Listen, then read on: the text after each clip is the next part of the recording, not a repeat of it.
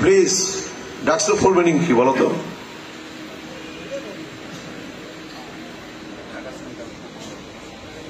বসো বসো। বাহ, হায়রে ছাত্র, হায়রে ছাত্র দল, আমরা ছাত্র সমাজকে নেতৃত্ব দেব।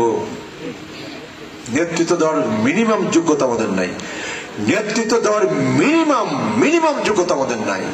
এবং যোগ্যতা নাই বলেই ডাকসুতে ওরা জিতে, যোগ্যতা নাই বলেই রাষ্ট্রতে ওরা জিতে, যোগ্যতা নাই বলেই চাকসুতে ওরা জিতে, যোগ্যতা নাই বলেই চাকসুতে ওরা জিতে। 4টে ইউনিভার্সিটিতে একটি বিশেষ ছাত্র সংগঠন বিপুল ভোটের ব্যবধানে জয়লাভ করছে।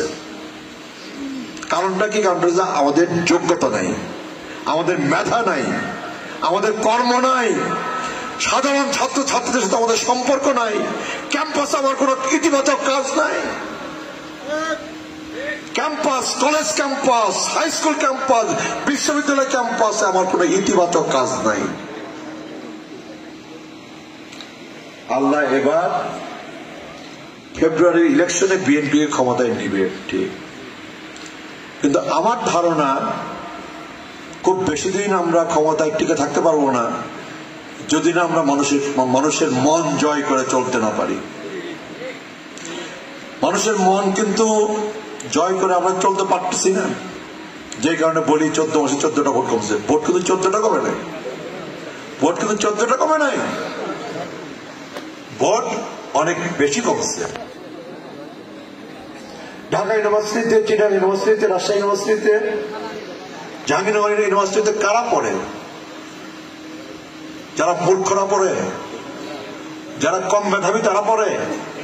তারা কি সব চিটাগাংয়ের পোলাপান পড়ে কিংবা রাজশাহীর পোলাপান পড়ে? রাজশাহী ইউনিভার্সিটিতে মাদারগঞ্জের আছে না 2-4 জন? সারা বাংলাদেশ থেকে রাজশাহীতে পড়তে যায়, সারা বাংলাদেশ থেকে ঢাকায় পড়তে যায়, সারা বাংলাদেশ থেকে চিটাগাংয়ে পড়তে যায়, জাহাঙ্গীরনগরে পড়তে যায়। বাংলাদেশের সেরা মেধাবী ছেলে মেয়েগুলো পড়তে যায় এই পাবলিক ইউনিভার্সিটি গুলাতে। ওরা ভোট দেয় নাই। ওই ছেলে মেয়েগুলা কিন্তু মাদারগঞ্জে বসবাস করে, ওই ছেলে মেয়েগুলা কিন্তু মেনান্দতে বসবাস করে, সারা বাংলাদেশে ওই ছেলে মেয়েগুলো বসবাস করে। ওই ছেলে মেয়েদের, ঢাকা ইউনিভার্সিটির ছেলে মেয়েদের প্রভাব নাই বাংলাদেশে? রাজশাহী ইউনিভার্সিটিতে যে ছেলে মেয়েরা পড়াশোনা করে ওই ছেলে মেয়েদের প্রভাব নাই মাদারগঞ্জে? তার বাড়িতে, তার ঘরে, তার পরিবারে, তার আত্মীয় স্বজনের উপর আসে না? আমার ছেলে রাজশাহী ইউনিভার্সিটিতে পড়ে, চিটাগাং ইউনিভার্সিটিতে পড়ে, ঢাকা ইউনিভার্সিটিতে পড়ে, জাহাঙ্গীরনগরে পড়ে,